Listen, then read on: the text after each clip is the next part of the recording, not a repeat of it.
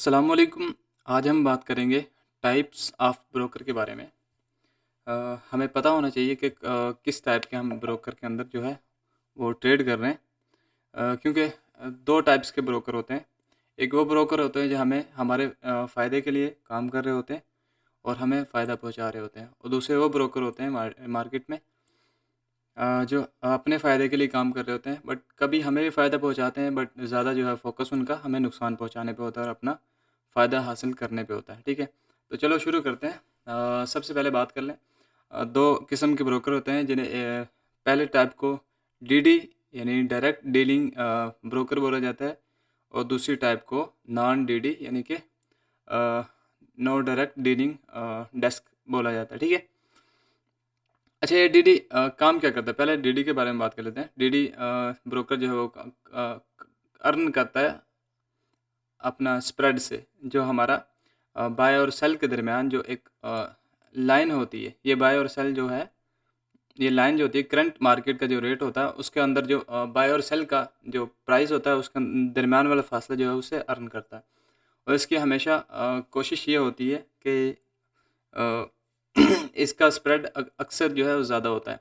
और दूसरा ये अपने ट्रेड जो इसके क्लाइंट्स हैं उसके अगेंस्ट जो है ये ट्रेड अपनी अपोज़िट मैनिपुलेट करता है अपने क्लाइंट्स को, यानी कि जिस टाइप पे आपने ट्रेड लगाई है उसके अगेंस्ट जो है ये डीडी जो ब्रोकर होता है वो आपके अगेंस्ट ट्रेड लगाता है। ठीक है?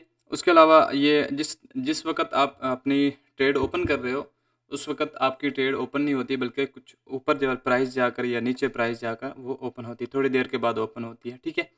क्योंकि रियल टाइम आपको इंटरबैंक की जो प्राइस होती है उस पर एक्सेस नहीं देता। ठीक है? और इसका जो स्प्रेड स्प्रेड होता है और इसकी प्राइस जो होती है ये दूसरे की निस्बत, नॉन डीडी की निस्बत इसकी प्राइस में थोड़ा फ़र्क होता है। लाइक जैसे अभी फ़र्क किसी भी चीज़ का रेट चल रहा है जी 100 या 100 चल रहा है, ठीक है? तो ये आपको 90 दिखाएगा या 95 दिखाएगा, ठीक है? 100 पूरा नहीं दिखाएगा। क्योंकि इससे इससे नुकसान ये होता है कि बाद औक़ात एसएल हंटिंग में ज़्यादा ये काम करता है, ठीक है? क्योंकि एसएल हंटिंग इससे ज़्यादा होती है, तो इससे आपका नुकसान ज़्यादा होता है। दूसरा नॉन डीडी की बात कर लें। नॉन डीडी में ये होता है कि नॉन डीडी डीडी के ऑपोज़िट होता है। इसमें आपको डायरेक्ट जो ट्रेड आपकी बैंक में लगती है, ठीक है? और ये जो अर्न करता है, ये कमीशन से अर्न करता है, पर ट्रेड, पर लॉट पर इनका हिसाब होता है, इतनी कमीशन लेनी है, और इसके अलावा इनका स्प्रेड का कोई हिसाब-किताब नहीं होता, ठीक है? फिर ईसीएन जो ये है नॉन डीडी है, इसमें भी 2 किस्में हैं ब्रोकर्स की, एक ईसीएन है और दूसरा एसटीपी प्लस ईसीएन है, ठीक है? ईसीएन ईसीएन के जो है वो ब्रोकर का मैंने आपको बता दिया है। ये क्या करता है? ईसीएन के मैं आपको बेनिफिट बता देता हूँ। अ, ईसीएन चलो, ये आपके अगेंस्ट जो है वो ट्रेड नहीं लगाता, ठीक है? आपकी जो मैनिपुलेट नहीं करता आपकी प्राइस को। जैसे कि मैंने आपको पहले बताया कि डीडी आपकी प्राइस को मैनिपुलेट करता है। अगर 100 है तो उसको 95 दिखाएगा, या आप 105 या 110 दिखाएगा, ठीक है?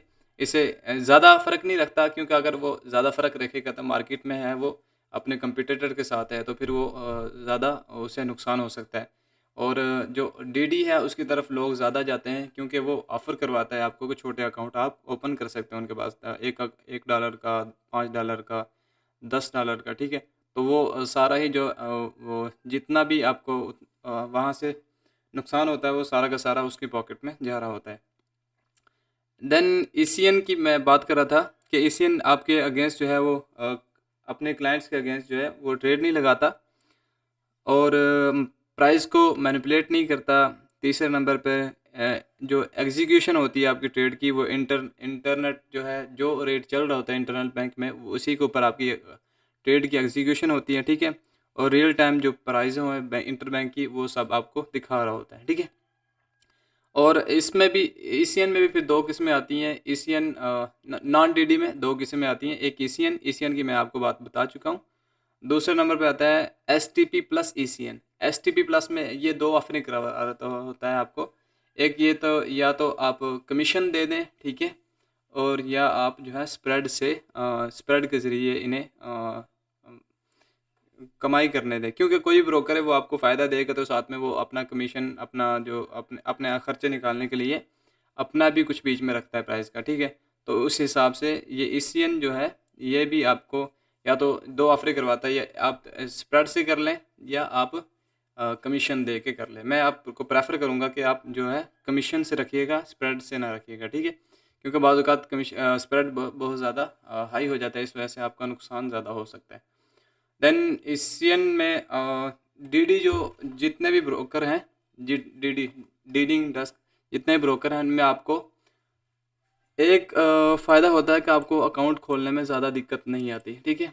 यही वजह है कि लोग ज़्यादा डीडी की तरफ जाते हैं, डीलिंग डेस्क ब्रोकर की तरफ जाते हैं। और नॉन डीलिंग डेस्क जो हैं, ईसीएन हो गया, एसटीपी प्लस हो गया, एसटीपी प्लस ईसीएन, वो आप वहाँ पर आपको दिक्कत हो सकती है बाद औक़ात, वो आपको अकाउंट में क्योंकि उनकी हर ब्रोकर की टर्म एंड कंडीशन होती है जिसकी वजह से आप आसानी से अकाउंट नहीं ओपन हो सकता। इसके ऊपर अगर वीडियो चाहिए, मैं बनाई हुई वीडियो आप चैनल पे जाके देख सकते हैं। और इसमें ये होता है कि इसका ईसीएन जो ब्रोकर हैं उनमें आपको अकाउंट खोलने में ये भी दिक्कत हो सकती है कि वो आपको कहते हैं कि आप मिनिमम जो है आपकी अमाउंट 200 हो या इससे 500 हो या 1000 हो, इससे कम वो ओपन नहीं करने देते अकाउंट, ठीक है। और अगर जो डीडी हैं उनके बारे में मैं आपको पहले बता चुका हूँ कि वहाँ पर आप उन ब्रोकर के साथ आप $1 के साथ, $5 के साथ, $10 के साथ आप ओपन कर सकते हो। यही वजह है कि ज़्यादा जो लोग हैं वो डीडी की तरफ जाते हैं, नॉन डीलिंग डेस्क की तरफ नहीं जाते। और ये काम कैसे करता है? ईसीएन जो काम ऐसे करता है कि डायरेक्ट जो ट्रेडर है वो अपनी ट्रेड को लगाता है, वो सीधा इस ईसीएन अकाउंट में अपनी ट्रेड लगाता है और ट्रेड सीधी लिक्विडिटी प्रोवाइडर के पास जाती है और वहाँ से सीधी बैंक में जाती है, या कमर्शियल जो फंड हेज हैं उनके पास सीधी जाती है। और वहाँ पे आपकी जो इंटर बैंक की प्राइस होती है उसी के ऊपर आपकी ट्रेड लगती है, ठीक है। उसमें किसी किस्म का डिले नहीं होता, एप्लीकेशन में भी या जो भी आप वेब यूज़ कर रहे हो वहाँ पर भी किसी किस्म का कोई डिले नहीं होता, ठीक है। आई थिंक ये एक छोटी सी वीडियो मैंने आपको बनाई है आपको समझाने के लिए। इसमें एक एक दोस्त था, उसने पूछा था कि एसटीपी क्या चीज़ है, ब्रोकर क्या चीज़ है, तो उसके लिए मैं थोड़ी आसानी कर रहा हूँ, ताकि अगर मैं कोशिश थी ये मेरी कि मैं आपको आसानी के साथ बोल के समझा सकूँ। अगर इसमें भी कोई दिक्कत है, कोई बात रह जाती है, आपको नहीं समझ में आती, तो आप मुझे कमेंट करके या इंस्टाग्राम पे आकर, अगर वॉइस में बात करनी है तो फिर इंस्टाग्राम पर आ जाइएगा, अगर वैसे कमेंट में बात करनी है तो फिर आप यूट्यूब पर कमेंट कर दीजिएगा, मैं आपको रिप्लाई कर दूँगा, ठीक है। एंड इसके अलावा देन मुझे इजाज़त दें, मिलते हैं इंशाल्लाह नेक्स्ट वीडियो में। ओके, अल्लाह हाफ़िज़।